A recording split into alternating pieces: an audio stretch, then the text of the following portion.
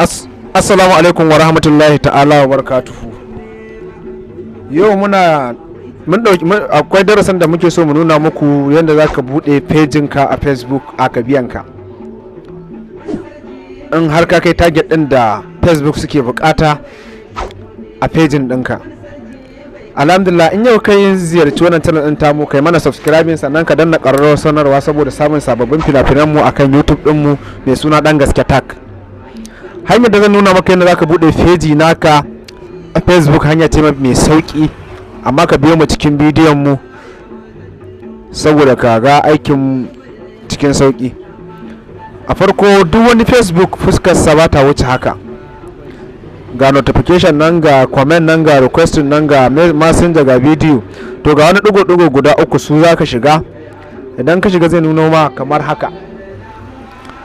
Zaka zo ka shiga, akwai gun da ake cewa page mai dan alamar tutar nan, shi zaka shiga. Idan ka shiga, ni na bude page ma da dama wanda nake aiki da su, ire-iren su da dama. To sai ka shiga create. Idan ka ga create zai nuno ma wannan turancin na farko, a page a problem kan menene connect, ba ruwanka da shi, sai kai next. Zai nuno ma wannan ma create page, sai kai next, sai kai start. To wannan start din da kai shine fa zaka fara aikin da zaka yi bude channel ɗinka na pejinka da kake so ka yi. Zai nuno ma jawabi kamar haka.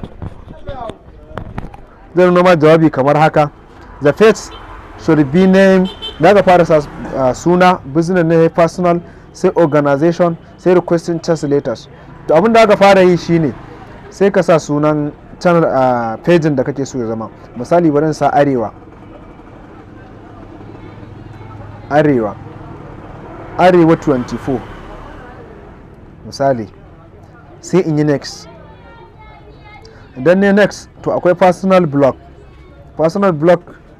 sai ka zo ka dauka misali, sai ka zo ka cike category me kake so ka zama, personal blog ko producing zaka, ko university ko bangaren karatu ko not business. To misali ka zo ka cike wannan, sai ka taba shi.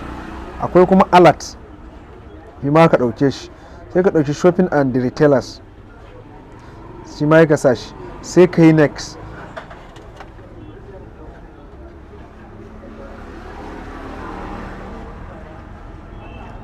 Kuna gani na yau zai nuna haka, this page I help to people find you are located. To wannan abin zai taimaka ma wajen al'umarka inda kake. Misali address, misali zan sa Jigawa state, a nan location ɗina yake. To nan kuma ka yi storing in country, nan ma ka zo ka sa, sai ka sa Jigawa Nigeria. Nan kuma adireshin ka ne, sorry, misali in sa dutse LGA, sai kai next. Idan kai next, to ka gama kirkirar fejin ka kenan. Sai aka ce nan kuma ka sa icon ɗinka, hotonka na kan fejin ka misali. To bai zama dole ba, za ka iya barin sa. Nan kuma yi ne dole, wannan abin nan babban nan shine mai dole. Ya kai zo sai kai uploading ɗinsa misali, sai ka buɗe gallery. Misali bari in ɗora wannan hoton na, sai in yi save.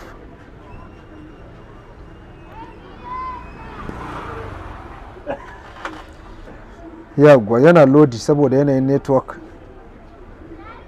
Yawwa sai kai don. To wannan pejin ka kirkire shi, gashi na har promoting har posting in za ka yi komai da komai.